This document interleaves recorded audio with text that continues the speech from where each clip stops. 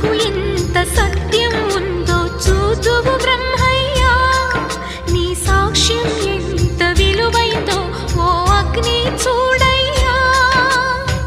నువ్వు రామా అరుంధతి, ఇదే నీ దర్శన ఫలమైతే ఎటైనా దాగిపోవమ్మా. నిజంగా పెళ్లికి బలముంటే సూటిగా ఇటు దిగి రావమ్మా.